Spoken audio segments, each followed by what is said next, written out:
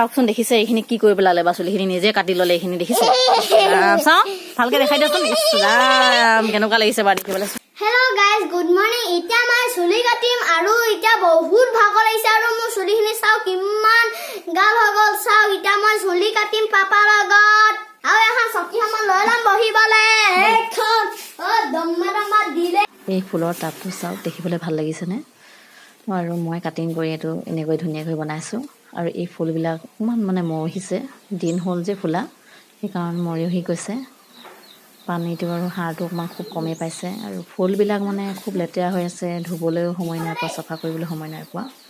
চব গোটেইবিলাক লেতেৰা হৈছে ফুলবিলাক বেটা আহা আকৌ চুলি কাটিব লাগে নহয় যোৱা ভিতৰৰ পৰা কেঁচিখন লৈ আহাগৈ যোৱা আকৌ কেঁচিখন লৈ আহাগৈ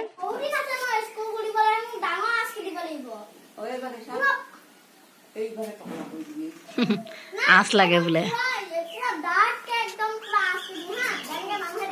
অঁ চাইকেলখন থৈ দিয়া ব'লা চুলি কাটিম ব'লা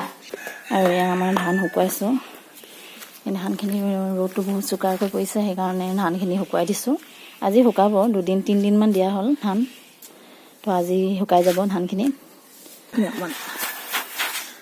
অকণমান লৰাই দিওঁ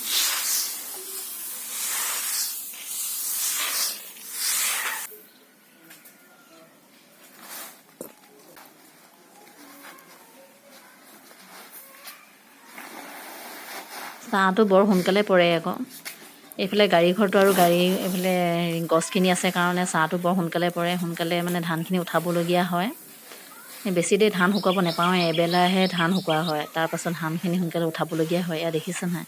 ছাঁ নাইকিয়া হৈ গৈছে দেখিছে অকণমান আছে আৰু এঘণ্টামানৰ পাছত আৰু ছাঁ একেবাৰে নাইকিয়া হ'ব চাওঁকে বোলকচোন বেটা এতিয়া চুলি কাটিছে এইফালে বোলক বেটা চুলি কাটিছা আজটো মাৰা নাই পাপাই আঁচটো মাৰি দিব নহয় ৰ'বা আকৌ চিন্তা কৰিব নালাগে নহয়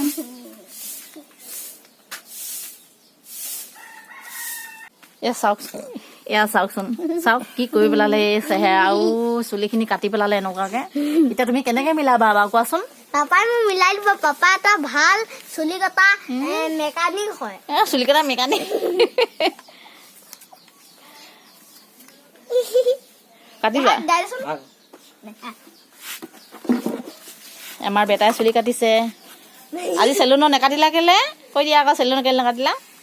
চেলুনত মানে নেকাটিলো কাৰণটো হ'ল মানে অলপহে মানে কাটিবলৈ আছে বেছিকে নাই সেইকাৰণে ঘৰতে কাটি দিলো বুলি ভাবিলো আৰু ঘৰতে কাটি দিলো আজি মাৰি দিয়া আকৌ মাৰি দিয়া না তুমি চিধাকে ৰখি থাকা আকৌ তেতিয়াহে ধুনীয়াকৈ কাটি দিব পাৰিব চিধাকে ৰখি থাকা মাথাটো হিলাই নাথাকিবা দেই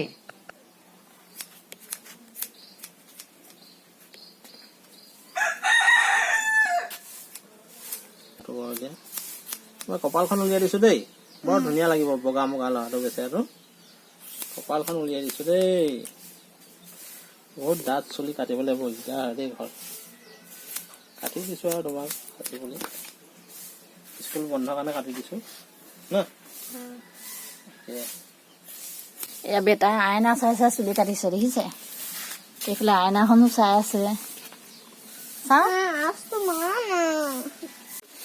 বেটাই মানে আমনি কৰি আছে কিবা আঁচ মৰা কথা কৈ আছে তাৰমানে এই কিনাৰে কিনাৰে আজিকালি ষ্টাইল দিব লাগে নাই এই ষ্টাইল মানে নিজে এইবোৰ কি কৰি পেলালে দেখিছে নহয় ষ্টাইল কৰোঁতে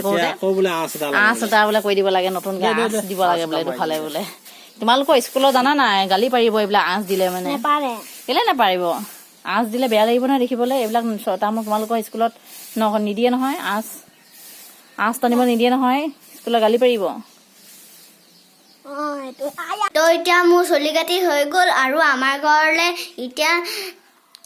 আলহী আহিছে আৰু মোক এয়া চাওক চকলেট দিলে 4টা আৰু এতিয়া বলক আমি যাওঁ এতিয়া আহক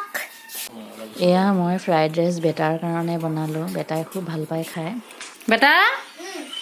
এই তোমালৈ খাই লোৱা এইখিনি